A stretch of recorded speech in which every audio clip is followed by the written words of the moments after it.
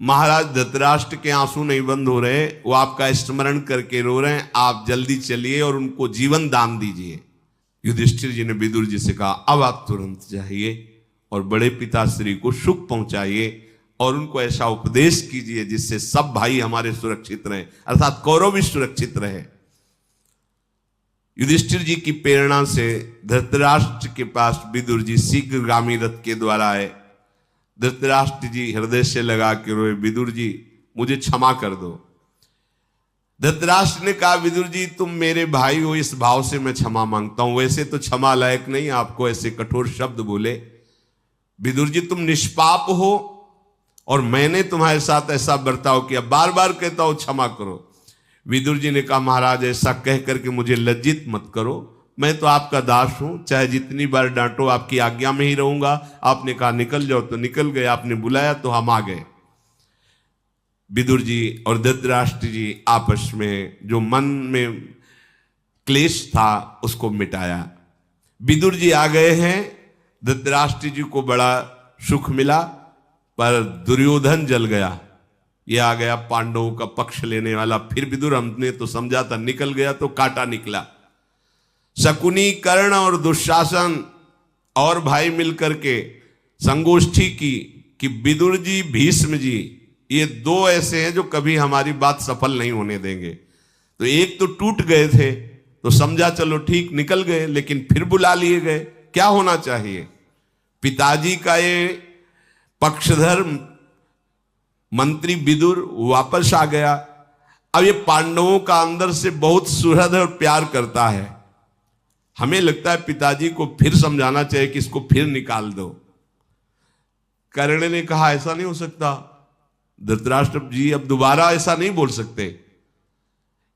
तो बोले क्या किया जा सकता है? अगर विदुर जी रहे तो पांडवों की हित की बात कहते रहेंगे, और अगर पांडव वापस आ गए तो हम अपने पिता के सामने जहर खा करके आत्महत्या कर लेंगे, दुर्योधन ने कहा।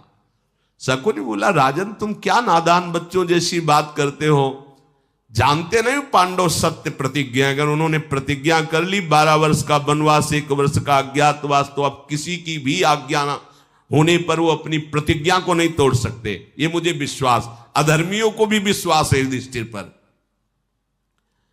अपनी सुंदर आंखों से रोष प्रकट करते हुए कर्ण ने कहा, दुशासन, शकुनी और दुर्योधन, मेरा मत यह है कि हमारी पूरी सेना और हम चले वहीं उनको मार डालें पांडवों को, इससे सब झंझट खत्म हो जाए। जंगल में है वो, तो मेरी राय है कि कवच पहनो और अभी अस्त्र शस्त्र लो, अभी चलते पांडवों का नाश कर देते हैं। जब वो मर जाएंगे तब कोई समस्या ही नहीं रह जाएगी। जब तक वो जीवित हैं तो क्लेश पर क्लेश मिलता रहेगा। कर्ण की बात सुनकर के दुर्योधन, दुशासन फूल गए। हाँ, ये सलाह बहुत अच्छी है। और वो पूरी तैयारी के साथ वन को जाने लगे तो भगवान व्यासदेव जी प्रकट हो गए और श्री कृष्ण देवपान व्यासदेव जी लोक पूजित हैं। धृतराष्ट्र के पास गए, प्रज्ञा चक्षु धृतराष्ट्र से कहा, मेरी बात सुन, अपने पुत्रों को रोक, अगर वहां पहुंच गए एक भी जिंदा वापस नहीं आए, क्योंकि ब्रह्म ऋषियों से सुरक्षित और अस्त्रों के ज्ञाता पांडव फिर इनको क्षमा नहीं करेंगे। तुम भी हमारे पुत्र हो और पांडु भी हमारे पुत्र, तो पांडव भी हमारे हुए। ये छल पूर्वक तुमने जो जुए में हराया है, बस इतना समझ लो कि मैं तुम्हें शाप नहीं दे रहा पुत्र होने के कारण। 13 वर्ष तक वो अपनी प्रतिज्ञा में रहेंगे। किसी भी तरह का उनको विक्षेप मत डालिए, अपने पुत्रों को रोकिए। ये पापात्मा तुम्हारा दुष्ट पुत्र पांडवों का वध करने के लिए जा रहा है। तुम इस मूड को नहीं रोका तो वनवासी पांडव सर्वनाश कर देंगे तुम्हारा। भगवान व्यासदेव जी ने धृतराष्ट्र जी से ऐसा कहा। धृतराष्ट्र ने कहा, भगवान जुए का खेल मुझे भी पसंद नहीं था, पर हमें लगता है विधाता ने बलपूर्वक हमसे ऐसा करवाया है। क्षमा कीजिए, ना भीष्म जी चाहते थे, ना द्रोण जी चाहते थे, ना विदुर जी चाहते थे, और मैं भी नहीं चाहता था कि जुआ हो। तो हुआ किसकी? तुम्हारी आज्ञा से तो हुआ है, पर वो मुझे भी अच्छा नहीं लगा ये जुआ में ऐसा खेल। पर युधिष्ठिर की भी रुचि थी, इसलिए जुआ हो गया। भगवान, मैं ये जानता हूं कि दुर्योधन बड़ा दुष्ट है, पर हमें इतना पुत्र से प्यार है कि सबकी बातें मुझे कड़वी लगती है, मैं उसको त्याग नहीं सकता। भगवान व्यासदेव जी से धृतराष्ट्र ने कहा, यदि आप हम पर अनुग्रह करने के लिए आए तो आप ही दया करके दुर्योधन को समझा दीजिए। त्याग तो हम नहीं पाएंगे, अगर वो उसकी बुद्धि बदल जाए तो सब ठीक हो जाएगा। व्यास जी ने कहा कि हम तो इससे बात नहीं करेंगे। दुष्टात्मा पुरुषों का ऐसा सौभाग्य नहीं होता कि महापुरुष उनसे संभाषण करें। पर भगवत प्रेरित महामुनि मैत्री जी पधार रहे हैं और वो पांडवों से पहले मिलकर आ रहे हैं, तो मुझे लग रहा है कि वो आपको उपदेश देने आ रहे हैं, आप उनके उपदेश का अक्षरशः पालन करना। ऐसा कहकर के भगवान व्यासदेव जी अंतर्ध्यान हो गए। उसी समय महान तेजो में मैत्रेय मुनि पधारे, जो सदैव निर्भय, निशंक, निशोक, कभी एक शब्द भी मिथ्या नहीं, जिनके एक क्रिया भी मिथ्या नहीं, वहां आए। आते ही धृतराष्ट्र ने खड़े होकर के उनका सम्मान किया, अर्घ्य आदि दे करके। जटा तेजोमयी अग्नि की लपटों के समान मृगचर्म धारण किए हुए आकर कहा, महाराज, मैंने सुना है कि तुम्हारे पुत्रों की बुद्धि भ्रष्ट हो गई है और जुआ रूपी अनीति में प्रवृत्त करके पांडवों को भारी भय उपस्थित किया है, इसलिए मैं तुम्हारी दुर्दशा को तुम्हें बताने आया हूं। तुम्हारे ऊपर मेरा स्नेह है, धृतराष्ट्र से कहा, क्योंकि तुम भगवान व्यासदेव जी के पुत्र हो। महाराज, ये भीष्म और द्रोणाचार्य और इन बड़े बड़े बुजुर्गों के होते हुए ऐसी अनीति सभा में द्रौपदी को लाकर निर्वस्त करने की चेष्टा तुम्हारे होते हुए भी, तुम्हारी सभा में डाकू ही डाकू हैं। मैत्रेय जी ने कहा, ये डाकुओं जैसा बर्ताव जो चोरों जैसा हुआ है, इस ये तपस्वियों की सभा में निंदा के पात्र बन गए हो तुम।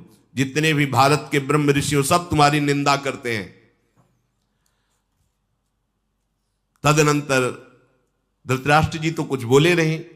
मैत्रेय जी ने देखा कि गर्भ में बैठा हुआ अभिमान में दुर्योधन है, तो मुड़े आसन से और महाबाहु दुर्योधन, तुम बात को समझने वालों में हो, इसलिए मैं तुम्हारे हित की बात कह रहा हूं।